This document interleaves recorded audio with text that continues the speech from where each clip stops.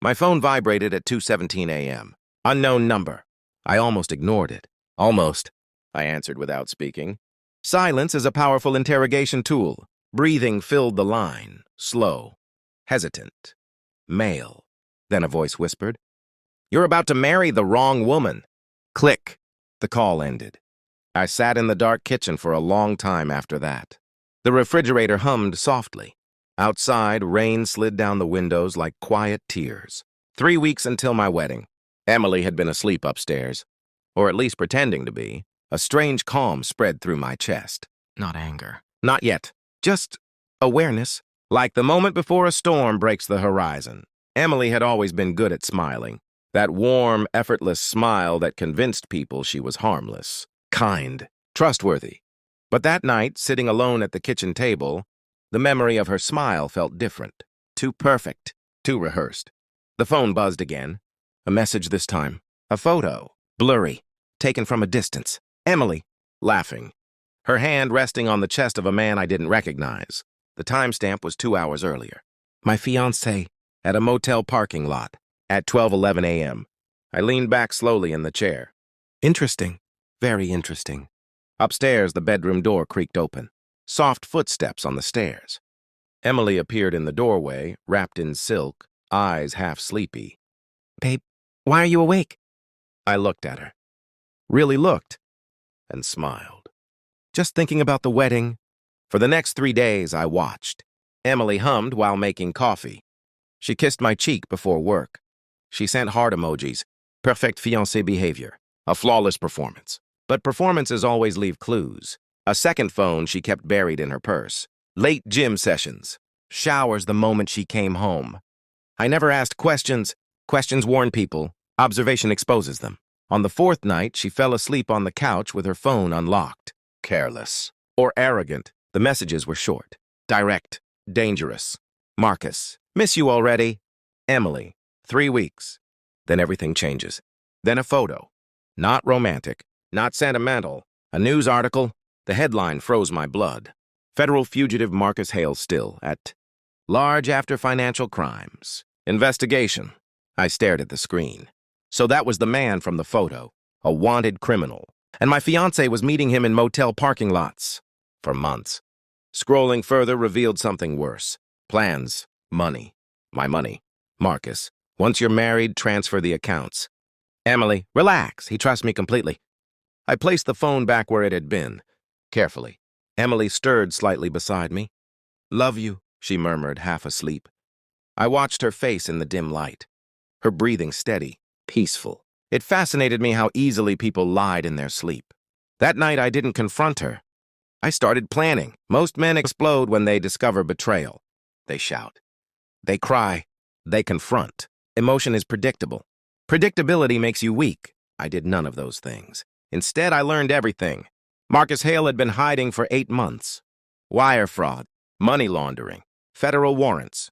The FBI had been searching nationwide, and Emily had been hiding him. My sweet, smiling fiancé, the future Mrs. Me. Every evening she disappeared, I tracked her quietly. Gas receipts, rideshare logs, security cameras, motel visits, warehouse meetings. A double life hidden beneath a perfect manicure. But the real truth arrived 1 week later. A phone call. Not anonymous this time. "Mr. Carter?" A calm voice said. "Yes. This is Special Agent Donovan with the Federal Bureau of Investigation." I leaned back in my chair. So the storm had finally arrived. "We believe your fiancé is connected to a federal fugitive," he continued. "I know," I replied. Silence. Then the agent spoke carefully. "You know?" "Yes." I looked out the window toward the quiet street. "We're getting married in 2 weeks." Another pause. I could almost hear him processing the sentence. Then I added softly, "Would your team like an invitation?" The wedding venue was perfect. White roses, crystal chandeliers, 200 guests. Emily looked radiant walking down the aisle. She held my hand tightly. Maybe she thought it was nerves. It wasn't. It was anticipation. The ceremony began. Vows, smiles, applause. Then the priest asked the question, "If anyone here has reason these two should not be married?" The doors burst open. 6 federal agents stepped inside. Guests gasped. Emily's fingers tightened around mine. "What is this?" she whispered. I didn't answer. Agent Donovan approached calmly. "Marcus Hale," he said loudly. "We know you're here." Chaos rippled through the crowd. Then a man stood from the back row, Emily's secret, her fugitive lover. He ran. Bad decision. Agents tackled him before he reached the door. Emily's face turned white. She looked at me, really looked, and finally understood. You knew?" she whispered. I handed her something. A printed stack of messages, her plans, her betrayal. "I've known for weeks," I said quietly. Her lips trembled. Guests watched in stunned silence. The wedding cameras were still recording. Every moment, every lie collapsing. Marcus was dragged outside in handcuffs. Emily stood frozen beside the altar, humiliated, exposed. The whispers around the room grew louder. She grabbed my arm desperately. "You ruined everything!" I studied her face, the same woman who once laughed about stealing my money, the same woman who believed I was blind. "No," I said calmly. "You did." Tears began forming in her eyes. "You could have just canceled the wedding." I tilted my head slightly. "But then everyone would have missed the truth." Her breath caught. The guests stared. Phones lifted. "Recording." I leaned closer so only she could hear. "You plan to marry me," I whispered. "Steal my accounts. And run away with a fugitive." Her tears turned into something darker. Hatred.